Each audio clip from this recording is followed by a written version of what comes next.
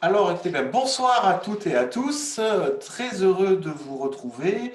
Bonsoir Alison. Merci de te rendre disponible pour nous. Écoutez, on est très heureux de vous retrouver. Alors, heureux de pouvoir échanger, un petit peu moins heureux parce que ça veut dire qu'on est de nouveau dans une période de crise pour une durée incertaine, hein, ce nouveau confinement, puisqu'on a eu un rebondissement hier soir tard dans la nuit, puisque un amendement parlementaire a été voté dans la nuit, prenant de court le parti majoritaire, qui, faute de présence en nombre suffisant de députés de la majorité dans l'hémicycle, un amendement a été voté et donc passé qui met fin à la procédure d'état d'urgence et au confinement au 4 décembre, ce qui a profondément énervé notre ministre de la Santé. Donc, ça, c'est la petite actualité. Donc, à suivre, mais ne faisons pas trop d'espoir. Ils vont revenir sur ce texte. Alors, d'abord, c'est très impoli ce que je viens de faire. Alison, peut-être quelques petits mots de bienvenue. Non, non, Régis, aucun problème. Cette actualité brûlante était quand même beaucoup plus très à propos. Ravie de vous retrouver effectivement ce soir et de même, moins ravie du fait que ça veut dire qu'on est de nouveau en crise sanitaire et qu'on va se retrouver avec l'applicabilité de textes de manière un petit peu variée, mais on va essayer comme d'habitude de faire un point ensemble et de se dire qu'en repartant, vous aurez peut-être des informations qui vous permettront d'avancer au quotidien. Voilà. Alors, merci Alison. Alors, écoutez, dans un premier temps, on vous propose un petit peu de revenir sur certains éléments plus spécifiques à l'opérationnalité de nos activités, parce que depuis quelques jours, des informations circulent, puis se contredisent. Donc, on va essayer dans un premier temps de reprendre très simplement quelques points. Alors, c'est vrai que la grande différence par rapport au premier confinement que nous avons connu, c'est le fait que, en réalité, pour peu ou prou, peu de personnes sont réellement confinées à domicile. Dans le sens où un ensemble d'activités continue à pouvoir être exercées, sauf certains commerces, et d'ailleurs, ce qui est intéressant, hein, de moins de 400 mètres carrés de surface, puisque dans un décret qui a été publié pas plus tard qu'hier, en fait, les commerces qui sont fermés au public, c'est ceux qui sont inférieurs à 400 mètres carrés de surface. Mais surtout, c'est vrai que là, vous êtes nombreux à nous poser des questions sur est-ce que les activités peuvent continuer à être exercées. Alors, très clairement, oui. Comme lors du premier confinement, l'ensemble des activités de service à la personne peuvent continuer à s'exercer à domicile. Ça, c'est le premier élément. Le second élément, il est vrai que ce matin a été publié un décret qui reprend la liste des activités pour lesquelles le déplacement professionnel est justifié. Et on a une mention spécifique pour les services à la personne où il est bien précisé que le déplacement professionnel de salariés dans le cadre des activités de service à la personne sont tout à fait autorisés et donc dérogatoires, c'est-à-dire que dans la libre circulation. Il y a une seule restriction, elle se situe au niveau des cours à domicile. C'est-à-dire que les cours à domicile ne peuvent pas être maintenus si l'objet du cours peut être dispensé dans un établissement recevant du public. C'est typiquement les cours sportifs, par exemple. Mais par contre, le soutien scolaire peut tout à fait être réalisé à domicile. Et d'autant plus que la DGE nous l'a bien confirmé dès le premier jour du confinement, les dérogations qui avaient été mises en œuvre lors du premier confinement, c'est-à-dire que certains types d'interventions qui ne peuvent pas se réaliser à domicile peuvent être réalisées en distanciel. La DGE nous a bien confirmé que cette dérogation était maintenue et que ça ouvrait droit toujours aux bénéfices fiscaux en termes de TVA et de crédit d'impôt. C'est notamment que le soutien scolaire, les cours à domicile peuvent se faire en distanciel. De même que, par exemple, l'assistance informatique peut se faire à distanciel. Donc là-dessus, et bien sûr, tout ce qui est cours à domicile peut aussi se faire à distance. Donc ça, c'est le premier élément. Et j'espère, en fait, Dominique, que je réponds à votre interrogation qui est est-ce que les SAP en informatique peut-on intervenir à domicile? Oui, à aujourd'hui, vous pouvez tout à fait intervenir à domicile puisque vous faites partie des activités listées dans le champ des services à la personne. Alors, bien sûr, hein, sous réserve, d'une part, que vous soyez en capacité à assurer la mise en œuvre des protocoles sanitaires au domicile, c'est-à-dire les EPI nécessaires aux salariés pour se protéger, et éventuellement, lorsque vous interveniez auprès d'un cas Covid, les gestes barrières scrupuleusement respectés, ainsi que le port du double masque et le client et votre salarié. Alors ensuite, pour rapport, par contre, une restriction générale continue s'applique aussi à nos services, mais plutôt aux structures, c'est que nos établissements sont fermés au public. Que ce soit là, il n'y a pas de dérogation. Fermé au public, c'est-à-dire qu'on ne peut se trouver physiquement dans votre local une personne qui n'est pas salariée de l'entreprise. C'est-à-dire que par exemple, vous ne pouvez pas recevoir des clients sur rendez-vous, puisque vous êtes fermé au public. Ça, il faut que ce soit bien évident pour vous. En revanche, vous pouvez tout à fait recevoir dans votre structure des salariés dans le cadre des besoins de la réalisation de l'intervention. C'est-à-dire un salarié peut très bien venir en agence prendre sa fiche de mission ou récupérer des clés. Vous pouvez tout à fait, parce qu'on considère que le salarié n'est pas le public. Ce n'est pas un tiers à l'entreprise. Donc, là-dessus, faites bien attention à cela. Nos structures sont fermées au public. Alors, ensuite, oui, toujours, peut-on aller chez un nouveau client ou évaluer les besoins? Bien sûr, puisque c'est dans le cadre de la réalisation d'une prestation. On évalue les besoins. Ça, à aujourd'hui, il n'y a pas, si vous voulez, d'interdiction là-dessus, puisque c'est bien dans le cadre de la réalisation d'un service à la personne. Donc, l'évaluation des besoins à domicile ou le réajustement d'intervention peut tout à fait. Alors, est-ce que vous pouvez recevoir des candidats en agence? Non. Pour les besoins de recrutement, ce n'est pas prévu. Alors, je comprends la pertinence de la question, Alexandra, mais aujourd'hui, recevoir des candidats dans les locaux, c'est pas vraiment… Moi, ce n'est pas prévu. Je ne sais pas si, Alison, tu as quelque chose là-dessus. Moi, je n'ai rien vu. J'ai rien vu non plus, Régis. Par contre, je serais un peu plus modérée.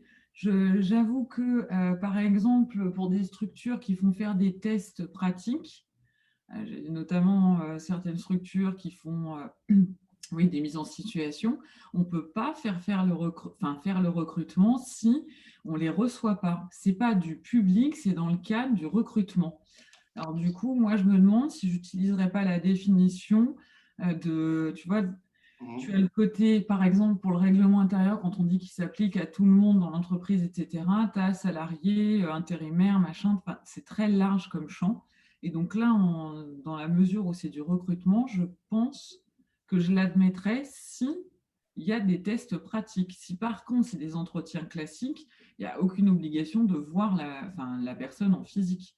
Je vois d'ailleurs, peut-on avoir des stagiaires en agence? Oui, les stagiaires peuvent être en continuer. Par contre, il faut faire attention à leur convention de stage et à l'école avec laquelle ils ont l'école ou l'université, selon, avec laquelle vous avez la convention, en fait.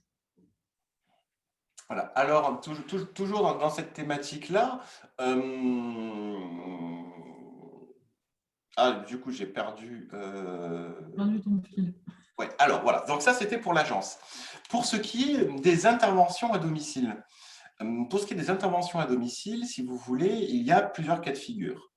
C'est première question, on y a répondu. Du fait du confinement, il n'y a pas d'impact sur la possibilité de se rendre à domicile. Ça, c'est le premier élément. Ensuite, c'est dans quel cadre peut-on maintenir ou pas les interventions à domicile? Alors, on est toujours sur le principe, peut-on assurer la sécurité sanitaire et du client et du salarié? Alors, quelles sont les situations dans lesquelles on peut se retrouver à domicile? Il y en a 3. Il y a le fait d'intervenir auprès d'une personne Covid positive, donc qui est atteinte du Covid, première situation. Seconde situation, on peut intervenir auprès d'une personne qui est un cas contact. Et je ne démarre pas sur la définition du cas contact, je laisse plaisir à Alison tout à l'heure de vous définir ce que c'est qu'un cas contact. Et enfin, il y a la troisième situation où il n'y a rien à signaler, en fait, où aujourd'hui, on n'est ni dans le cas d'une présence COVID, d'une personne Covid positive ou d'une personne cas contact, donc on est dans une situation classique. Alors, en fait, il y a deux approches. La première approche qui va se faire du côté employeur pour savoir si on est en capacité ou pas à intervenir. C'est que est-ce qu'au regard de la situation, je suis en capacité à fournir l'ensemble des EPI adaptés à la situation, point 1. Et point 2, est-ce que je suis en capacité à faire respecter les gestes barrières? Si je peux répondre oui à ces deux questions, il n'y a pas lieu à suspendre l'intervention. Alors, quand j'interviens auprès d'une personne Covid positive, il y a deux situations. Soit l'intervention permet la distanciation physique, soit l'intervention ne permet pas la distanciation physique. Si l'intervention permet la distanciation physique, c'est bien sûr port du masque obligatoire pour le salarié et préconisation forte de port du masque du client si, par exemple, il doit rester dans la même pièce que le salarié. Là, on est plutôt sur, si vous voulez, des typologies d'intervention dites de confort où il n'y a pas de contact rapproché avec la personne. On n'est pas dans le cas des interventions d'aide à la personne où là, c'est port du masque, du double masque systématique et pour le client et pour le bénéficiaire. Alors, si on est dans cette capacité-là, qu'est-ce qui peut se passer? C'est que le client refuse de porter le masque. Dans ces cas-là, très concrètement, le droit de retrait du salarié pourrait être légitime. Ça, c'est le premier élément. Ensuite, si vous voulez, au niveau, il faut partir du principe de toute façon que quand on croise, si vous voulez, les protocoles sanitaires spécifiques au champ du médico-social. Et quand on regarde le protocole plus général du ministère du Travail, je dirais qu'on n'a plus à se poser la question, est-ce que le salarié doit mettre un masque ou pas mettre un masque? Puisque dans le sens que dès lors qu'il va intervenir dans un lieu de travail qui est un domicile privatif, je suis parfaitement d'accord avec vous. Pour autant, il ne va pas être seul présent dans un domicile. Il y a nécessairement une personne. Et là, la préconisation générale du ministère du Travail est que dès lors qu'on est dans un lieu de travail, espace clos, et non pas dans un bureau individuel, c'est-à-dire lorsqu'il y a présence dans un lieu de plusieurs personnes, le port du masque est obligatoire. Donc aujourd'hui, je crois qu'on peut déjà un peu simplifier l'arbre décisionnel des EPI, c'est que quoi qu'il arrive, le port du masque est systématique pour les salariés. La question va plus se poser, est-ce que le port du masque est nécessaire ou pas de la part du client? Et là, il est nécessaire, si on ne peut pas assurer une distanciation physique de 4 mètres ou si l'intervention nécessite une proximité avec le bénéficiaire. Ça, c'est la première analyse. Et après, est-ce qu'il faut des EPI complémentaires ou pas? Alors, si on intervient auprès de cas de Covid positifs, oui, ça va être, par exemple, dès lors qu'il y a une grande proximité et des possibilités de projection, ça va être notamment aide à la toilette, aide au lever, c'est bien sûr lunettes, Charlotte, blouse sur blouse. Là, c'est un petit peu, je vous dirais, l'équipement complet. Alors ensuite, je vois qu'il y a plein de questions là-dessus. Donc, par exemple, un salarié cas contact sans symptômes peut-il continuer d'intervenir à domicile? Alors, on répondra tout à l'heure là-dessus, mais parce que d'abord, il faut d'abord qu'on définisse ce que c'est qu'un cas contact pour pouvoir bien vous répondre, sinon je vais anticiper sur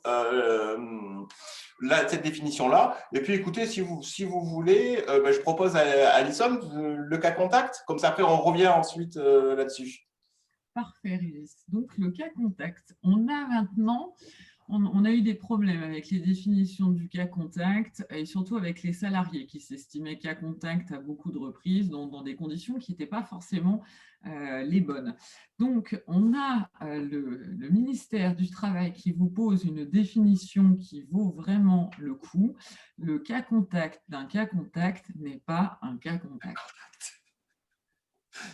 On recommence. On répète.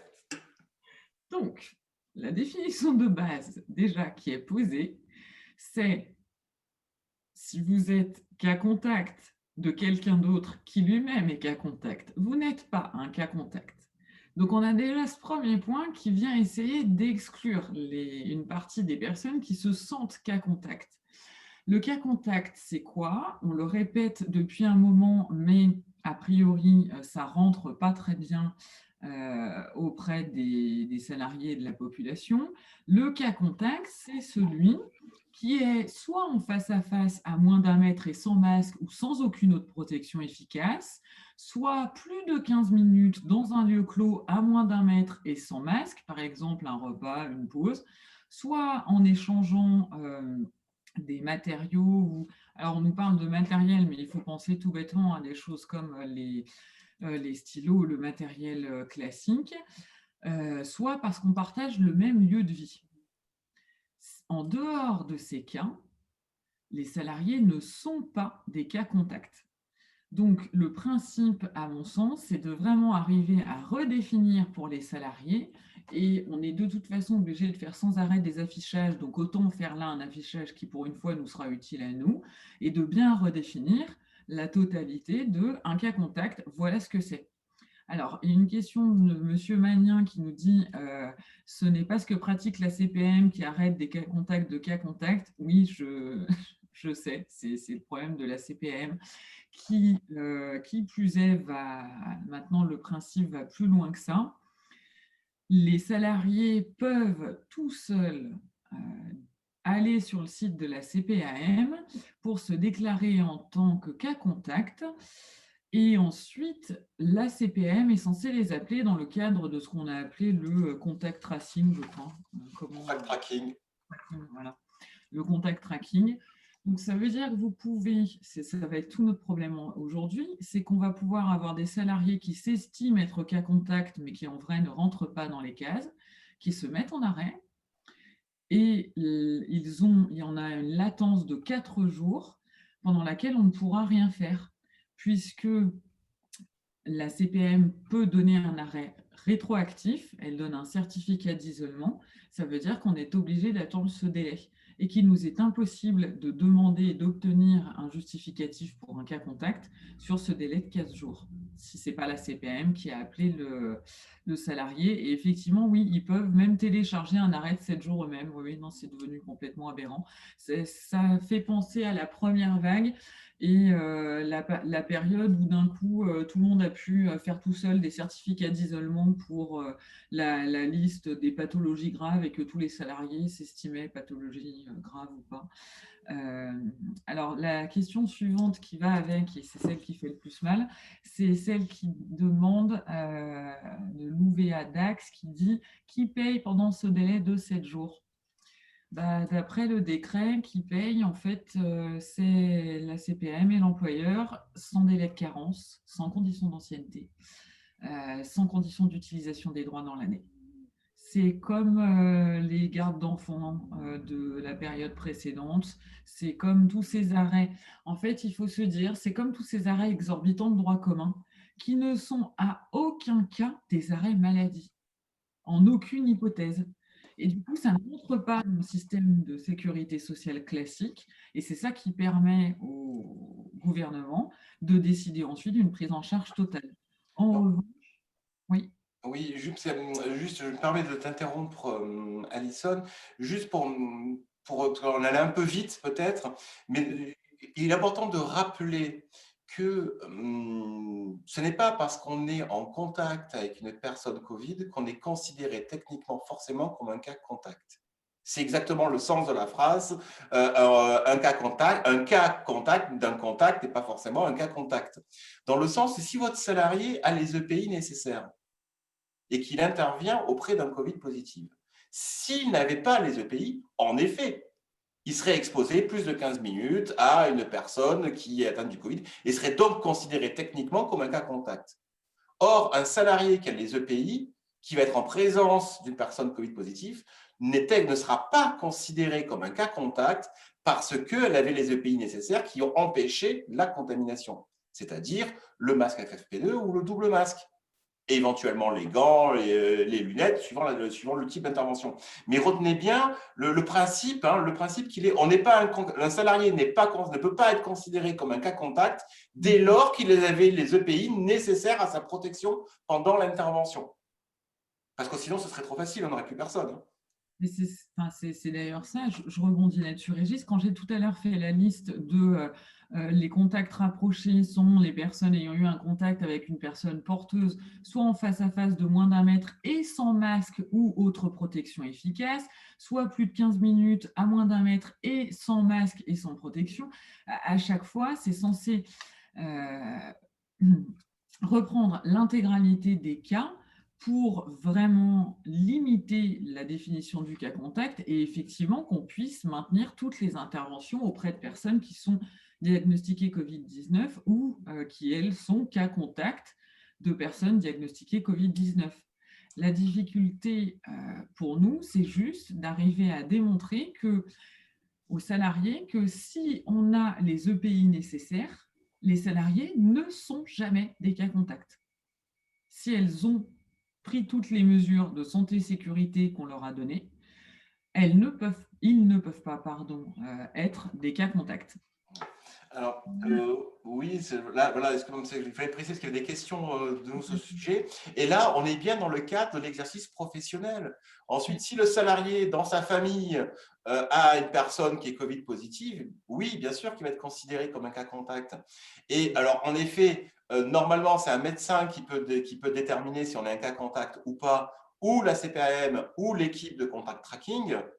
Sauf que depuis hier, enfin depuis 2-3 jours, une personne peut anticiper le fait qu'elle soit un cas contact, c'est-à-dire qu'elle s'auto-déclare cas contact, et c'est ensuite la CPAM qui va s'assurer est-ce que réellement ou pas la personne qui s'est auto-déclarée cas contact est réellement ou pas un cas contact. Bon, ça c'est le principe. Par contre, alors oui, il y a une question, et merci Agnès, parce que du coup, ça va me permettre de faire de la transition sur un autre point. Doit-on lui imposer un test? Non, on ne peut toujours pas imposer de test. Oui, je vois Alison qui fait un petit bon. Je finis, après je repasse la parole à Alison. Donc oui, on ne peut pas imposer aux salariés le test, ni d'ailleurs lui demander le résultat du test. Pour autant, elle va être mise en place incessamment sous peu, c'est-à-dire d'ici demain, après-demain, avant la fin de la semaine. Un système qu'on va appeler le lever de doute. C'est-à-dire que dès lors qu'un salarié se rapproche de vous pour vous dire « je suis un cas contact », mais si on est cas contact, ça ne veut pas forcément dire qu'on a le Covid ou qu'on a été contaminé. C'est une suspicion, simplement. On va pouvoir faire procéder de levée de doute. Comment ça va se passer? C'est que nos salariés vont pouvoir se présenter dans n'importe quelle officine avec leur justificatif de déplacement professionnel. Vous savez, c'est l'attestation où, en la première partie, il y a les coordonnées de l'employeur, vous définissez le poste du salarié et ça lui permet de circuler dans le cadre de ses fonctions. Avec ce document-là, le salarié pourra se présenter dans n'importe quelle officine, il sera prioritaire et aura droit immédiatement à un test antigénique. Et au bout de 30 minutes, il aura le résultat. Est-ce qu'il est Covid ou pas Covid? Ça vous permettra de savoir s'il peut reprendre son travail ou pas, très concrètement. La vraie difficulté, j'anticipe parce que Alison a commencé à faire des bons, mais c'est que j'ai juste pas eu le temps de finir ma phrase, c'est par contre le bug dans le système, c'est que le salarié n'est pas tenu de vous donner le résultat de son test. Voilà. C'est toute notre problématique. C'est qu'on a ici, on indique à l'employeur qu'il faut mettre en œuvre toutes les mesures possibles pour faire tester les salariés, pour faire des campagnes de dépistage, etc. Mais je vous rappelle, enfin, on va le rappeler encore une fois, le secret médical persiste. Ce n'est pas parce que c'est du Covid qu'on a accès aux données médicales du salarié. On n'y a pas accès le reste du temps, on n'y a toujours pas accès maintenant. Donc attention, ça veut dire que si vous faites aussi des campagnes de dépistage comme ce que vous propose gentiment le protocole sanitaire, qui vous dit faites donc des campagnes de dépistage directement dans l'entreprise. Attention, d'une part, le coût, c'est plus la CPAM qui le prend en charge, c'est l'entreprise. Le coût des tests, le coût du temps consacré, puisque c'est vous, employeur, qui le faites faire aux salariés. Et par ailleurs, vous ne pouvez à aucun moment obtenir les résultats. Le salarié peut, s'il le souhaite, vous donner le résultat, mais il n'en a pas l'obligation. Et comme disait Régis, c'est là où la machine se grippe, puisque moi, je veux bien qu'on lance des grandes campagnes de dépistage dans les entreprises pour faciliter la levée des doutes, etc. aussi dans les locaux des entreprises. Mais le problème, c'est comme on n'a pas accès aux résultats des tests, ça n'a aucun, enfin, en pratique, pour nous, ça n'a aucun intérêt. Alors, normalement, la caisse primaire d'assurance maladie est informée du résultat du test.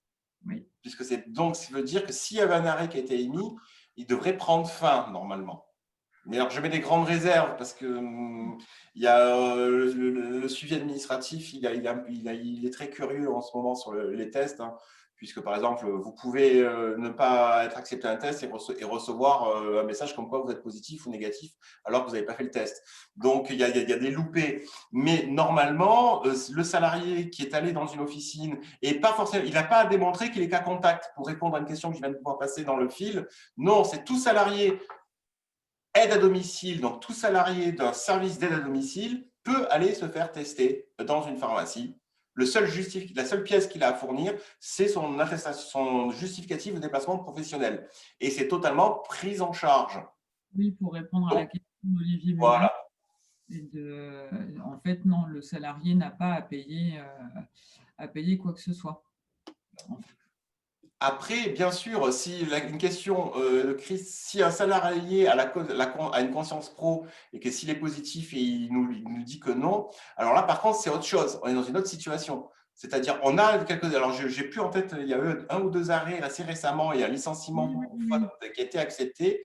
C'est le fait le salarié qui a caché à son employeur qu'il était positif et qui n'a pas répondu. Et en fait, qui a continué à venir sur son lieu de travail alors qu'il savait qu'il était positif. Donc là, je parle sous couvert de la Lissonne, mais il y a eu quelque chose qui s'est passé. Il y a eu un arrêt il n'y a pas très longtemps, il y a quelques jours, il y a quelques semaines là-dessus. Et en effet, c'est une cause de licenciement.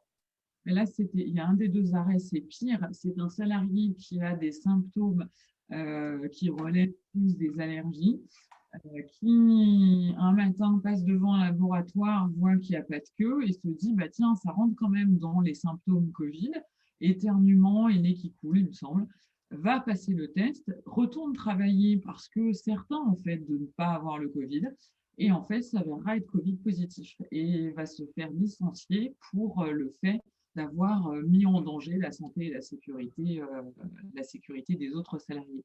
Après, vous nous direz que le problème, c'est qu'en fait, si les symptômes ne sont pas vraiment visibles ou qu'ils peuvent relever de la grippe ou du rhume, en fait, on ne le saura jamais. Mais on n'a pas la main là-dessus, même si le salarié soutient qu'il est négatif alors qu'il a tous les symptômes. Le seul point, c'est ce qu'on l'évoquait ce matin avec Régis, à ce moment-là, on l'envoie à la médecine du travail. On nous dit qu'on a une vraie difficulté, vous faites un mail bien détaillé au médecin du travail, et comme ça vous obtenez une réponse acceptable. Il y a Chris qui nous met, je ne vois pas pourquoi s'il est positif, il ne nous dirait pas on travaille dans un secteur médico-social, eh ben, vous seriez surpris de tout ce qui atterrit à mon cabinet, et notamment des salariés qui pensent que ceci n'est qu'un complot et que le Covid n'existe pas. Et pour aller plus loin, si on peut faire une distinction, enfin, c'est un ressenti, mais si on fait une distinction par rapport au premier confinement, très paradoxalement, il y a une décomplexion faite au risque Covid, c'est-à-dire que s'il y avait une vraie panique et une vraie anxiété par rapport au Covid dans le premier confinement, par rapport au premier confinement, on se rend compte aujourd'hui que la crainte de la maladie est moins importante, alors que les interventions auprès de Covid positifs sont beaucoup plus importantes aujourd'hui. Donc, c'est très paradoxal. Mais là, si vous voulez, là, l'intérêt du système, c'est pour ça qu'on l'a appelé levée de doute. C'est que voilà, pour rassurer et l'employeur, et le salarié, et le bénéficiaire, il y aura un système mis en place simple pour se dire, voilà, potentiellement, je suis un cas contact ou je suis un cas contact, je vais me dépister au bout de 30 minutes, je sais où j'en suis, je peux continuer à travailler sans mettre en danger mes bénéficiaires, et ça aussi rassure l'employeur. Alors bien sûr, on pourra toujours avoir la polémique, les tests ne sont pas fiables, mais comme les tests PCR, ça nous échappe. On ne peut pas rentrer dans ce genre de considération, sinon on met tout le monde en arrêt. Donc on ne peut pas. En effet, par contre, si une officine refuse de le faire, il faut nous remonter l'information, on fera le nécessaire. Il y a, Régis, un commentaire de Jean-Sébastien Magnin sur lequel tu pourras peut-être toi rebondir, on en parlait tout à l'heure. qui dit, d'après le CD26, les salariés positifs asymptomatiques peuvent travailler s'ils sont équipés d'EPI. On en parlait. Et ça Bah, je rappelle, alors ce qui pose problème, même la question me fait penser que j'ai fait un oubli. Les cas contacts dans le secteur des services à la personne, comme les personnels soignants, n'ont pas à être isolés. Ils peuvent continuer leur intervention. Alors, est-ce que les tests concernent les assistants ménagers? Oui, si leur employeur est un service d'aide à domicile, un SAD autorisé. Si leur employeur est un OSP, c'est-à-dire un organisme de service à la personne, c'est-à-dire déclaré ou agréé, non, ils ne seront pas pris en charge par les pharmaciens. Ça nous permet peut-être de rebondir, Régis, sur une question de Béatrice. Peut-on refuser d'intervenir au domicile d'un bénéficiaire Covid positif? Et là, typiquement, ça va être aussi, il y a le régime de l'autorisation, il y a le cahier de charge, la continuité de service. Et pour moi, en principe, non. Alors, en principe, non. Bien que je vous rappelle, on est réputé à avoir 3 semaines de stock de pays. Hein. Oui. Donc, techniquement, nous, on ne peut pas être dans la situation, à aujourd'hui en tout cas, à moins d'une semaine de confinement, on ne peut pas être dans la situation de ne pas pouvoir intervenir du fait qu'on n'ait pas de pays. Alors, les masques FFP2, est-ce qu'on doit les porter sur les cas Covid? Pas forcément, non. Le masque FFP2 est plus filtrant que le FFP1 et donc le port du masque FFP2 est nécessaire lorsque le port du masque FFP1 n'est pas possible pour le bénéficiaire. Si vous voulez. Donc, ensuite, est-ce qu'il y a un texte officiel? Pour l'instant, non. C'est dans les tuyaux parce que le processus, pour rien vous cacher, il vient d'être finalisé en fin d'après-midi. Donc, en fait, ce sera plutôt ce qu'on appelle un MARS, donc un message d'alerte réseau sanitaire, qui sera diffusé à l'ordre des pharmaciens et ainsi à toute personne concernée. Mais donc, à aujourd'hui, ce ne sera pas un décret. Hein. Ce sera plutôt une circulaire ou une fiche sanitaire. Mais je ne pense pas que ça relève d'un décret, ce genre de disposition. Alors, ensuite, autre élément, par rapport toujours à l'actualité, suite à un article de presse très mal rédigé sur capital.fr, qui a laissé croire que l'activité partielle, que les activités de service à la personne n'étaient plus éligibles à l'activité partielle du fait de l'annulation d'intervention de clients. Alors non, c'est faux. Les salariés, les structures prestataires de service à la personne peuvent tout à fait mettre leurs salariés en activité partielle dès lors qu'il y a une annulation d'intervention. Et il est vrai qu'en revanche, pour le particulier employeur, donc pour le mode de gré à gré ou mandataire, si l'annulation, la suspension d'intervention du fait de l'employeur particulier ne rend pas possible la mise en activité partielle du salarié. Donc cette disposition ne concerne que le particulier employeur ou le mode mandataire. Ça ne concerne pas le service prestataire. En service prestataire, une annulation de commande une annulation d'intervention rend toujours le salarié éligible à la mise en activité partielle.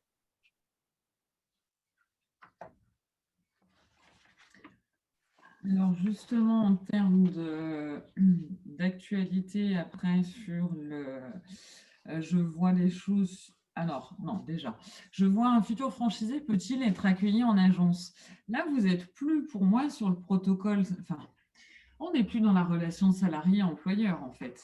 Après, votre difficulté, c'est que on est censé actuellement être fermé au public.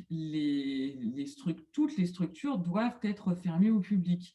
Donc, la difficulté, c'est est-ce que ça rentre dans les cas possibles de dérogation? Et sauf erreur de ma part, ça n'en fait pas partie. Après, rien n'empêcherait alors, il ne faudrait pas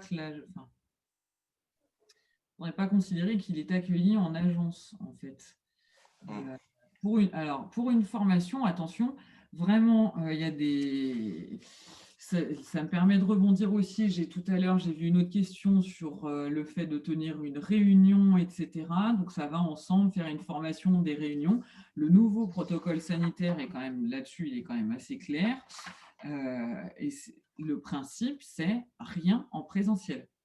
Ce type de point, clairement, une formation, elle peut en principe être faite à distance.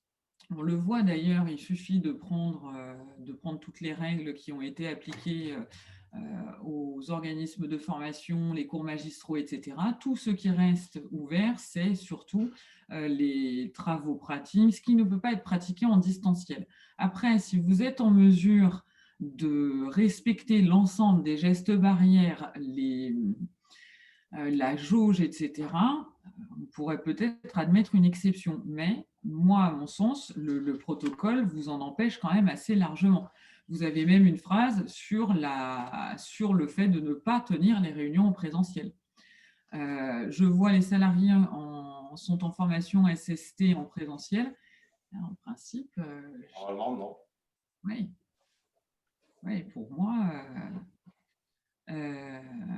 les centres de formation maintiennent les formations en présentiel, pas tous. Non, non, non, non, non. Il y a beaucoup de centres d'apprentissage qui sont passés en distanciel, hein. Tout ce qui est possible en distanciel a été passé en distanciel. C'est-à-dire que là, il faut vraiment se poser la question, quel est mon risque? Qu'est-ce que j'en retire? Et là, typiquement, on est sur une période où on a une poursuite d'activité, où dans notre secteur, on a énormément de mal à mettre en place le télétravail parce que ça ne s'y prête absolument pas. En revanche, les points sur lesquels on peut agir, ce sera typiquement la formation, les réunions, etc.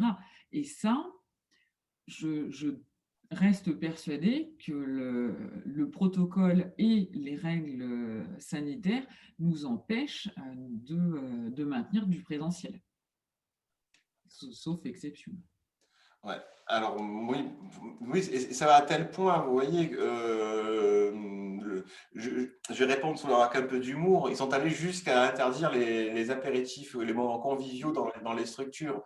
Donc ça montre bien que les réunions sont prohibées, puisqu'on peut même pas déjeuner ensemble en salle de pause concrètement, ou organiser des moments conviviaux, de convivialité exactement. Il y a écrit dans le protocole. Ils sont exclus maintenant.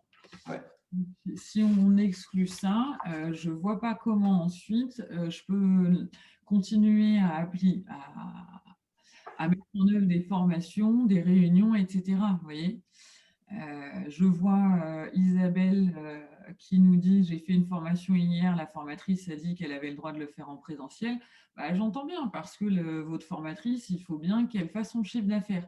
En revanche, ce n'est pas parce qu'elle vous dit qu'elle peut le faire et que la sanction ne la dérange pas que ça n'aura pas d'impact pour vous. Surtout, soyons très clairs, hein, c'est vous qui prenez le risque ici, ce n'est pas elle.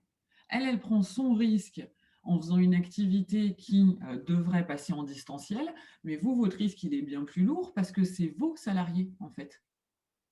Donc, la difficulté principale, ce sera la vôtre, pas celle de la formatrice. Alors, toujours dans ces petites questions, on va essayer de finir cette thématique-là sur la présence ou pas présence dans des locaux. Pour ce qui est des entretiens annuels, à aujourd'hui, il y avait une dérogation donc, jusqu'au 31 décembre. Je n'ai pas vu à aujourd'hui de texte qui proroge ce délai. Pour autant, vu que le principe, on va en venir, que le télétravail est la règle, je n'ai pas dit obligatoire, était la règle, et c'est que simplement lorsque certaines tâches ne peuvent pas être télétravaillées que le salarié peut être dans la structure. Est-ce qu'un entretien annuel est une tâche qui peut pas être, c'est pas réellement une tâche, donc pour moi ça ne rentre pas dans ce cadre-là. Après, je dirais un entretien annuel peut se faire en distanciel quand même. On n'est pas obligé de recevoir. Alors c'est pas l'idéal, on est bien d'accord. Pour autant, je ne vois pas à aujourd'hui quel élément on pourrait mettre en avant en cas de contrôle, parce qu'on se place dans une logique de contrôle, hein. En cas de contrôle inopiné de la situation du travail et qu'il y a un salarié présent, c'est parce que le risque il est là. Comment on peut justifier qu'on ne pouvait pas organiser différemment l'entretien annuel qui nécessitait l'impérieuse nécessité de le faire venir en structure. Alors qu'un entretien annuel, c'est un échange à partir d'un questionnaire. Qu'est-ce qui interdit théoriquement de le faire en distanciel?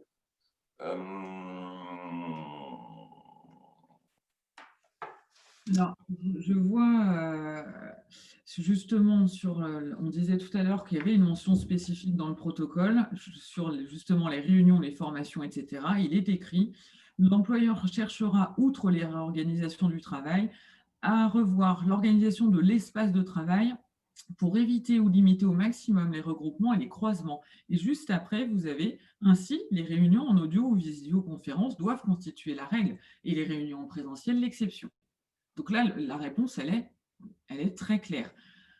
Attention, comme l'a dit Régis, le concept du télétravail devient la règle. Ça n'est absolument pas une règle juridique et on va expliquer les subtilités qu'il y a dans les injonctions qui sont faites par le ministère du Travail. Mais on a quand même des éléments sur lesquels on ne pourra pas se battre. C'est-à-dire qu'à un moment, il va falloir qu'on choisisse nos combats. Et sur le principe, tout ce qui est formation, réunion, etc., en cas de contrôle par l'inspection du travail, on aura énormément de mal à le justifier. En revanche, le fait d'avoir du mal à mettre en place du télétravail en règle générale, ce sera beaucoup plus simple. Je vois par contre, peut-on continuer les licenciements pour abandon de poste? Comment on fait pour les entretiens de rupture de contrat ou de fin de période d'essai? Alors, fin de période d'essai, moi, je n'ai jamais fait d'entretien. Je me contente de faire envoyer aux clients des courriers. Vous n'avez pas besoin d'un entretien de fin de période d'essai. Donc, moi, j'en profiterai pour m'en dispenser, pour envoyer un courrier disant bah, vous ne satisfaites pas au poste, on est désolé, on ne vous garde pas. Pour les licenciements, abandon de poste, etc., oui, évidemment, on les poursuit. C'est des terrains disciplinaires, ça. Tout ce qui est terrain disciplinaire, on poursuit les procédures. On a un délai maximum. Attention, quand on commence une procédure de licenciement, par exemple, à compter de l'entretien préalable, on a un délai maximum d'1 mois pour notifier le licenciement en disciplinaire. On a un délai de 2 mois à compter de la connaissance des faits fautifs pour sanctionner. Ah oui, je vois aussi entretien en visio, ça a été accepté par un arrêt de la Cour de cassation là au mois d'octobre. Et la Cour de cassation a accepté l'entretien à un licenciement en visio. En pratique, j'y serais pas favorable parce que ça n'est pas dans le code. Je reviens sur l'entretien période d'essai. J'ai peut-être justement mal interprété la question avec du recul. S'il s'agit de renouveler la période d'essai, c'est peut-être la problématique par téléphone. Il s'agit d'un échange. En fait, dans la convention collective, on ne prévoit pas qu'il y ait d'échange physique. Donc, moi, je ferais comme ça. Alors, je suis désolé de couper, le temps file très très très vite et je pense que peut-être on va peut-être faire un petit focus justement sur le télétravail, hein, reprendre un petit peu les fondamentaux et vous mettre en garde sur certains éléments. Et je sais que c'est un sujet de prédilection d'Alison. Oui, c'est mon sujet de prédilection, le télétravail et le code du travail et les positions du gouvernement qui vont dans un sens tout à fait différent. Donc, on a, dans le protocole national, a été intégrée toute une page sur l'obligation de mettre en place le télétravail. Vous avez aussi énormément de propagande actuellement qui est faite par les différents ministères pour obliger à du télétravail à 100%.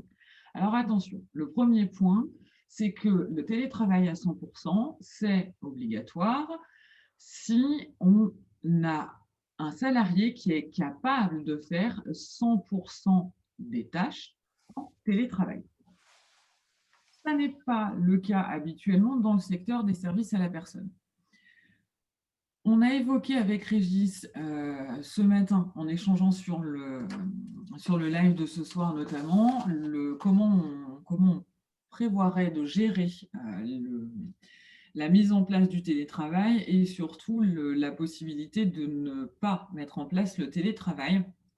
Alors, le premier point, c'est qu'on est sur, encore une fois, du télétravail dans des circonstances exceptionnelles. Pour nous, alors, sous couvert d'évolution de pensée de Régis, mais ce matin, euh,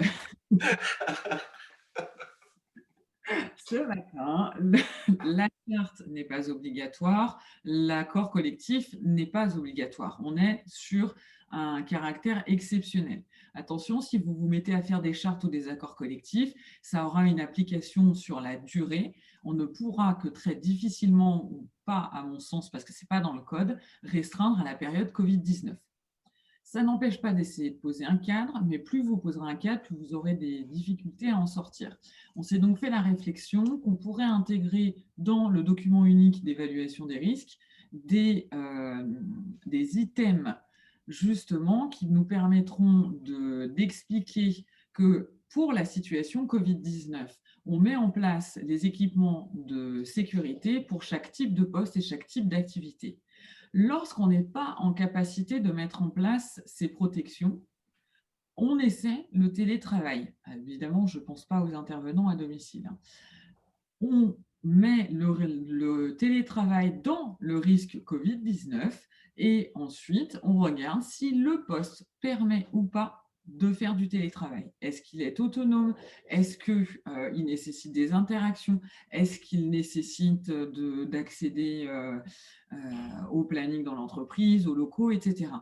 Et pour éviter les difficultés, le mieux serait de rappeler que l'ensemble des tâches ne peut pas être découpé de manière à devoir générer des journées de télétravail et d'autres journées en présentiel. Régis, je te laisse compléter si tu veux.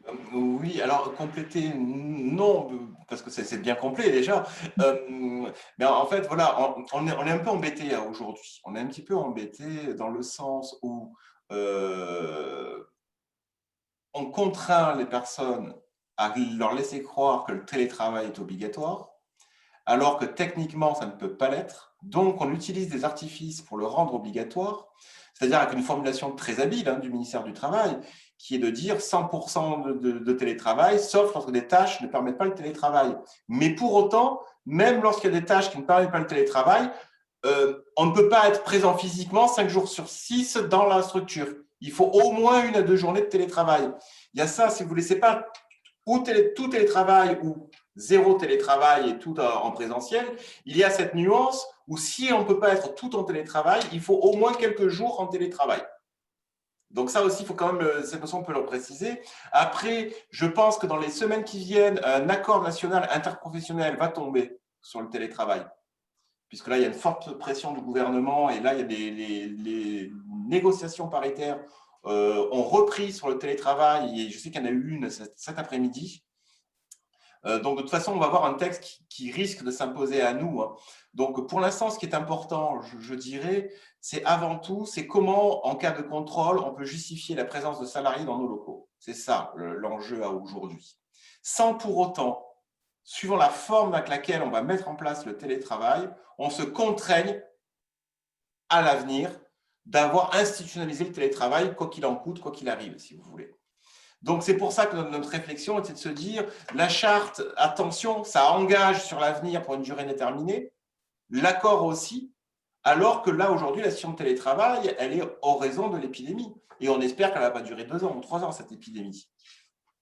Donc, si vous voulez, c'est la raison pour laquelle on pense qu'à aujourd'hui, le télétravail est plutôt à mettre dans le document unique de prévention des risques ou de dire, voilà, ça fait partie des moyens de protection.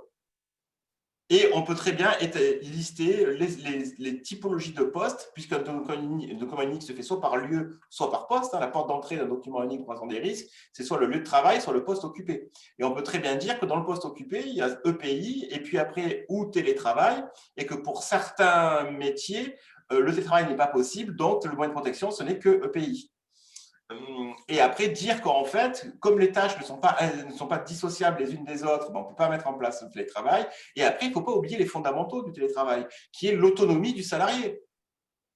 Et un salarié qui n'a pas d'autonomie, on peut considérer qu'il peut encore en avoir moins à domicile. Et c'est pour répondre du coup à la question qu'on nous posait sur le stagiaire, du coup, ça exclut de fait le stagiaire en télétravail, par exemple.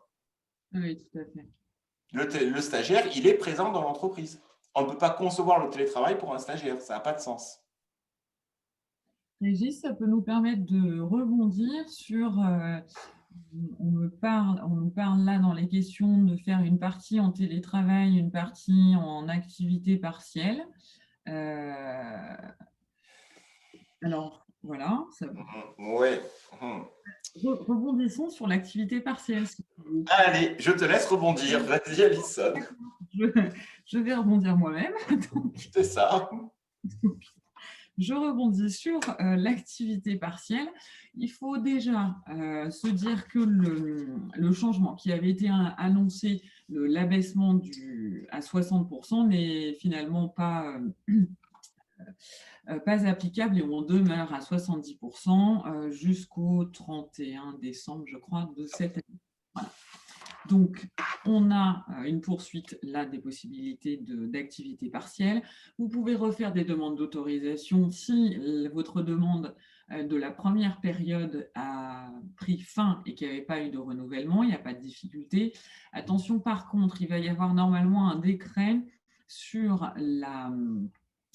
les échanges avec le CSE et a priori, les échanges avec le CSE vont être encore plus renforcés et on parle notamment d'échanger avec le CSE au moins tous les 3 mois, au-delà de l'avis qu'il nous fallait du CSE pour les plus de 50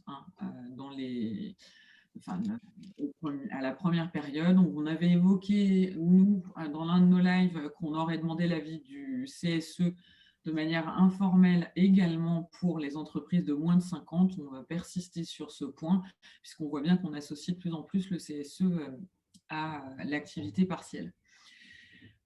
Les salariés vulnérables et les salariés en garde d'enfants vont bénéficier, eux, de manière spécifique de l'activité partielle. Pas de nécessité de faire une déclaration d'activité partielle pour eux. Ils entrent par une autre porte.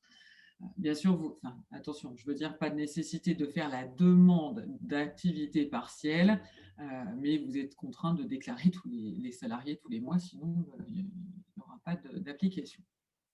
L'avis du CSE n'est pas obligatoire tous les mois? Non, non, non, vous avez besoin de l'avis, c'est une des questions que j'ai vues, vous avez besoin de l'avis du CSE quand vous allez faire vos demandes de mise en place d'activité partielle. Et ensuite, on a dans les projets de texte actuels, il est mentionné qu'il faudrait échanger tous les 3 mois avec le CSE. Je n'ai pas encore le texte définitif, donc on verra ce qu'il en est. Pour ce qui est des conditions à qui j'applique l'activité partielle, écoutez, sur cette deuxième période, pour moi, dans notre secteur d'activité, ça va être quand même un peu compliqué. On a une activité qui tourne complètement et en principe, on n'a pas typiquement, surtout là avec le nombre de personnes qui sont confinées chez elles et qui je parle de tout ce qui est aide à domicile et pour lesquels il va y avoir nécessairement aide à domicile, etc., on n'aura peut-être pas de baisse d'activité. Si vous n'avez pas de baisse d'activité, la seule possibilité, c'est celle qu'on avait aussi à la première période. Ensuite, ce sera « je n'ai plus de pays ». Mais là où on va un peu tourner en rond, voilà, je vois Régis qui fait la grimace, c'est que je n'ai plus de pays. Comme on vous a dit qu'il fallait constituer 3 semaines de stock, etc., moi, je serais vraiment très réservée sur l'utilisation de ce point. Je l'utiliserai, alors Régis va compléter. Pour moi, ça ne passerait pas. Plus à aujourd'hui, ça ne passe pas. Peut-être que dans 15 jours, 3 semaines, ça va repasser. Mais quand il n'y aura plus de… Et là, pour l'instant, non. Moi, je le ferai passer uniquement si à un moment, on ne peut plus se fournir en EPI. Voilà. Oui, voilà, on est d'accord. Donc voilà. Après, je vois là des questions avec si annulation cause Covid par le client, on ne peut pas s'imposer au domicile.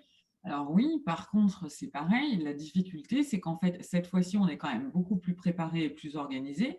Je rappelle que le Covid et les annulations Covid, ce n'est pas une annulation force majeure. Donc, en fait, il suffit d'appliquer les contrats de prestation que vous êtes censé avoir, ou en tout cas, vos conditions, ça peut être vos conditions générales de vente, ça peut être, vous n'avez pas tous les mêmes types de documents, mais en tout cas, dans l'un de ces documents, on doit retrouver les délais dans lesquels les clients ont le droit d'annuler leurs prestations, sinon on les facture.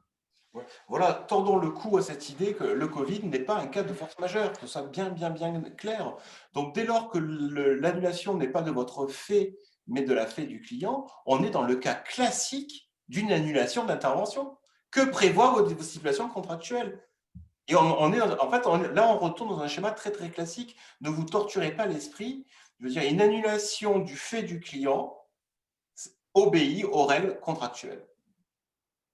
Une annulation de votre fait, ça va dépendre. Est-ce que c'est aussi, en fait, c'est parce qu'en fait, je n'avais pas les EPI nécessaires. Mais du coup, là aussi, les conditions contractuelles vont s'appliquer. Sauf que si c'est vous qui annulez du fait que vous n'êtes pas en capacité à intervenir, l'annulation, la perte d'activité du fait de votre propre annulation ne rend pas le salarié éligible à l'activité partielle. En revanche, l'annulation du client est une perte d'activité, tout simplement. Alors après, bien sûr, suivant vos stipulations contractuelles, on pourrait potentiellement vous dire, oui, qu'on n'était pas éligible à l'activité partielle parce qu'on a quand même facturé les heures d'intervention. Mais ça, c'est un autre débat. Et après, je vois le problème du fait de perdre des clients. Ben, ça, en fait, c'est pareil. Enfin, prenez-le hors contexte Covid. Soit vous faites un geste commercial et vous acceptez l'annulation du client et vous replacez le salarié sur d'autres interventions, ou vous utilisez l'annualisation. Enfin, la plupart d'entre vous sont sur un système d'annualisation et ça nous sert justement à lisser les périodes. Ça, malheureusement, en cas de contrôle de l'inspection du travail, et moi pour ma part en accompagnant beaucoup de structures de services à la personne, ne vous leurrez pas, il y a énormément de contrôles en ce moment de l'inspection du travail. Je ne vois pas comment on va réussir à se justifier. Le coût est tellement dramatique pour l'État français qu'il y a un moment donné où on va chercher qu'est-ce qui peut sortir de l'activité partielle et rester à charge des entreprises. Et voyez bien que depuis un moment, on met à charge des entreprises le plus d'éléments possible. Ne pensez pas qu'on va réussir à obtenir des prises en charge d'activité partielle pour ça. Ou alors, vous en prenez le risque, mais sous toute réserve. Après, de toute façon, oui, pensez bien que le motif général de perte d'activité est toujours en vigueur. Donc, mon client annule des interventions. À aujourd'hui, il n'y a pas de raison objective à ce que l'activité partielle vous soit refusée à ce motif-là, parce qu'on est bien sur une baisse d'activité dans le cadre de la crise sanitaire. On est quand même bien dans ce cas de figure.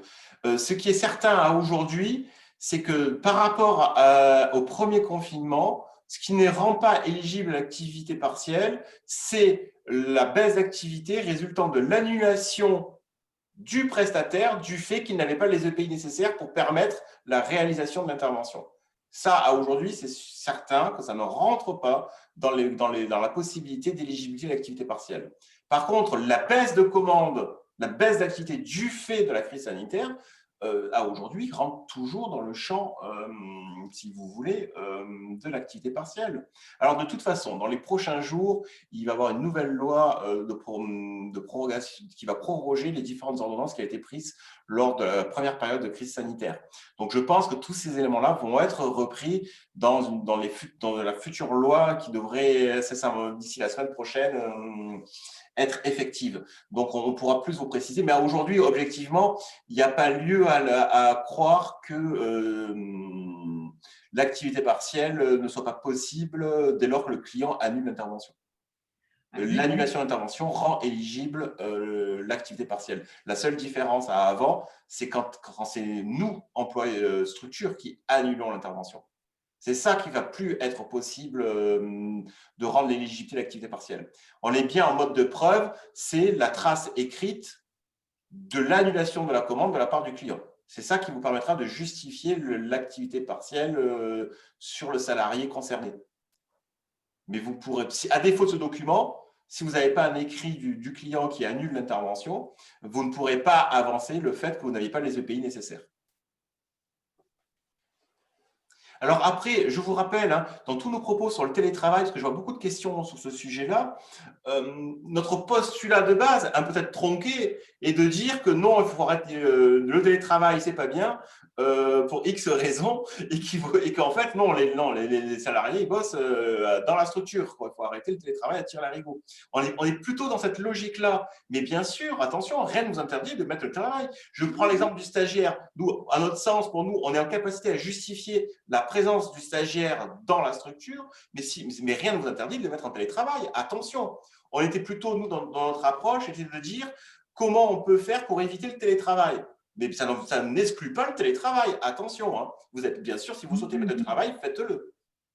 C'est-à-dire, oui, nous on est parti de cette idée-là, puisque tous les protocoles vous disent faites du télétravail, donc on se doute que vous savez que vous pouvez le faire, et de fait, on vous explique comment par contre on peut éviter le télétravail si vous n'en avez pas la capacité en pratique, en fait, tout simplement.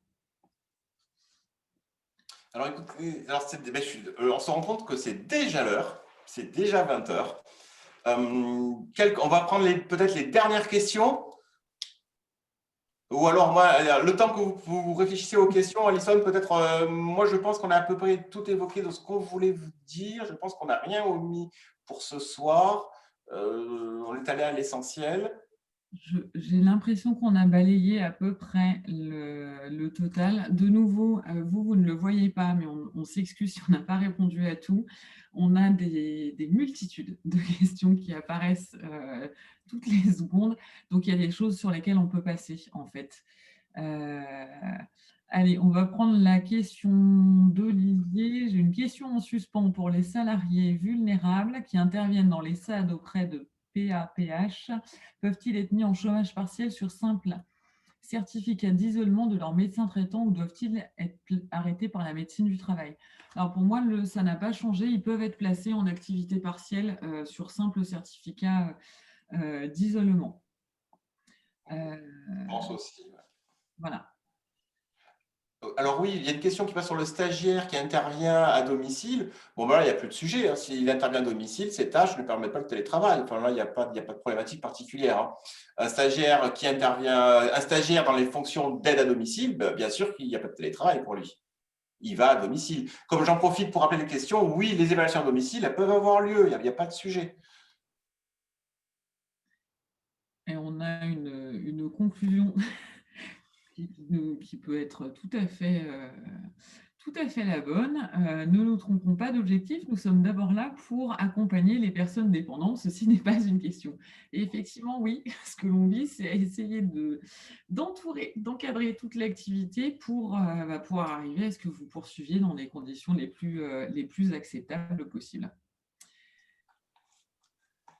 Alors, est-ce que là, je relève qu'on a raté des questions? Ah, les fameuses primes, ça nous manquait, les primes Covid. Alors, je souhaiterais revenir sur les primes. Faut-il les verser aux salariés qui sont partis de la structure? Peut-on aller au-delà de 1 000 € par salarié? Alors, il y a deux questions. Non, le versement de la prime s'analyse au jour de la prise de décision du versement et au regard des effectifs. Le moment où vous prenez la décision de verser la prime, elle s'adresse qu'aux salariés présents dans les effectifs. Les salariés qui sont sortis des effectifs, il n'y a pas d'obligation, il n'y a pas lieu de leur verser une prime. Et puis même techniquement, imaginons que vous souhaitez quand même le faire. Je vous rappelle qu'il n'a plus de qualité, il n'a plus la qualité de salarié, il n'a plus la qualité de salarié chez vous. Donc, il n'a plus de bulletin de salaire. Comment vous faites vos déclarations sociales? Comment vous ne pouvez pas lui faire de bulletin de salaire? Il n'est plus vos salariés. Donc, vous voyez bien que de toute façon, un salarié qui est sorti des effectifs, il n'y a pas de versement du prime. Est-ce qu'on peut aller au-delà de 1 000 € par salarié? Oui, vous pouvez. Mais attention, c'est plafonné à 1 500 €. Au-delà de 1 500 €, vous sortez du cadre de défiscalisation et de non-assujettissement à charges sociales. Attention, Régis, pour compléter, on peut aller au-delà de 1 000 €, mais pas avec l'argent qui vous est donné par le CD. Parce que la plupart du temps, il vous met bien cette limite de 1 000 €. Je vois aussi qu'il y a plein de départements qui ont le discours inverse par rapport aux salariés qui sont sortis des effectifs. Oui, je sais. On a des retours sans arrêt là-dessus avec Régis. On essaie d'expliquer qu'en pratique, c'est impossible ce qu'on est en train de nous demander de faire, mais on a des départements qui ont du mal à le comprendre. Après, c'est notre décision unilatérale ou notre accord qui est censé mettre en pratique les modalités des primes des départements.